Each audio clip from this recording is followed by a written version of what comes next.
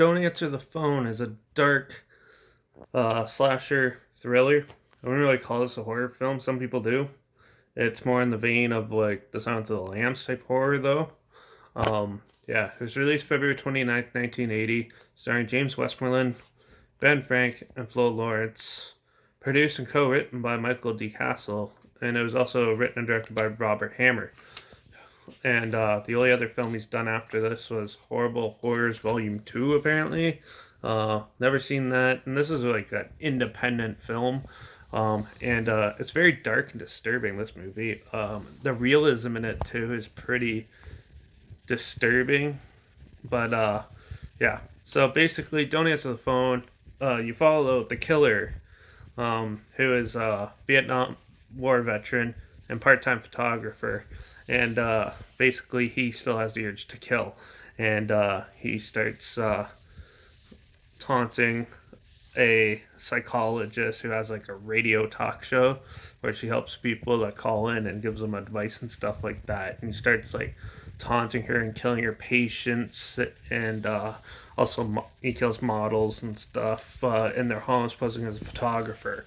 And he starts getting sort of obsessed with this chick who's played by the psychologist, who's played by Flo, and yeah, she starts getting a little worried about it because her patients start getting murdered by this guy, and the detective played by James Westmoreland is having a hard time uh, continuing the case and stuff. So, yeah, so you basically follow the murder as he goes on his killing spree and tries to elude it, and then he starts taunting her even more on the phone with his how do you pronounce it? Misogynistic ways or whatever, and misogynistic ways, and yeah, and it gets to the point where he ends up like kidnapping Flo, and a whole other big scene ensues for the climax, anyways, and yeah, and it gets pretty brutal. This film is very dark in nature, and it's a very disturbing film to watch because in the back of your mind when you're watching this, you know there's people out here do this type of thing that like does this in the world and stuff like that. And this is just a dramatization of what quite a few cases have shown of people actually like killing prostitutes, going after models and stuff, and it's a sickening feeling a bit that you'll get watching this film because it's so dark, and the realism in the killing scenes, like the stabbing scenes and stuff like that, when he stabs people, and when like the cops shoot at him and shoot him and stuff, those the practical effects are really profound for a film from like 1979, 1980. It was pretty realistic. It does have like a low budget feel to it, but that's that gritty grindhouse feel makes it all the more like real for that time period, I thought. And I think it was a very dark but good representation of how war and all those like crazy things that happened back in the 80s and stuff affected people's minds and stuff like that, and it could actually go that route. And even in other cases nowadays, people coming back from war and with post-traumatic stress and stuff, sometimes they get those urges and stuff like that. And this is a dramatization of how it's hard to handle it, and how crazy stuff like this can happen. So yeah, overall I thought the film was decent. Some of the acting's hit and miss, and but it's a good. It has a good pace. It's but it's very dark in nature. It's not like one where you're gonna throw on just for like background music or anything like that. This is once in a while disturbing like watch, and this is my first time actually seeing this film, and I thought it was pretty decent for what it was.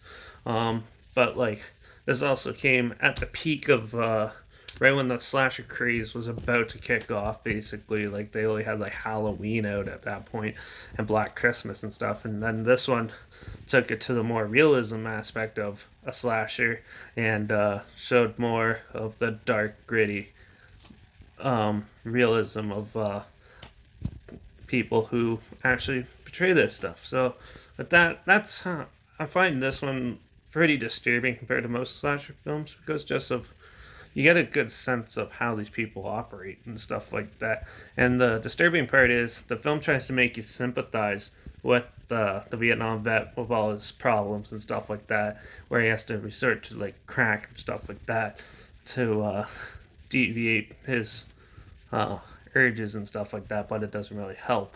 It sort of amplifies it.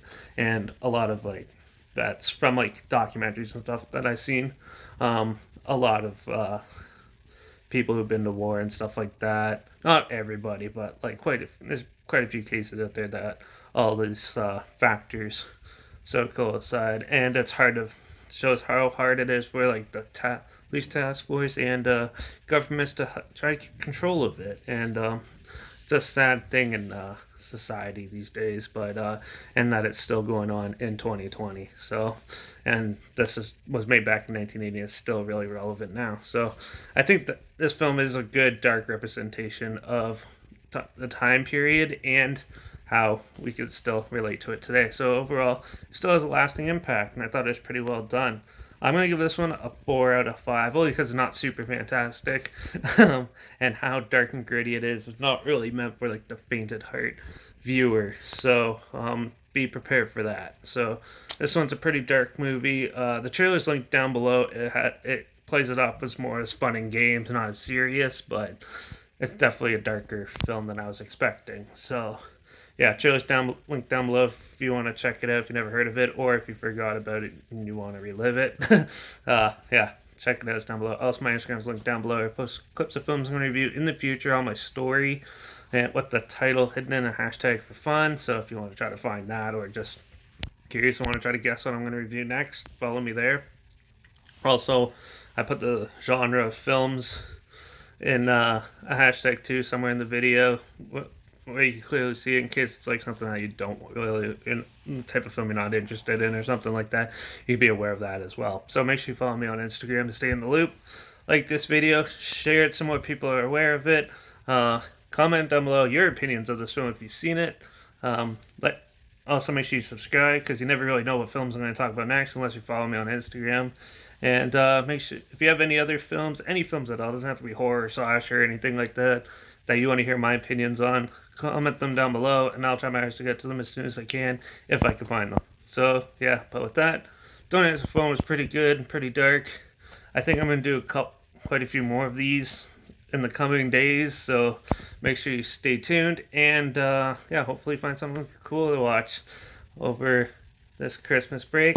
And also, if you're in Ontario, in Canada in general, majority of us are going in lockdown for a month again. So, yeah, make sure you subscribe so you can find more interesting things to watch. So, until the next review, I'll see you then.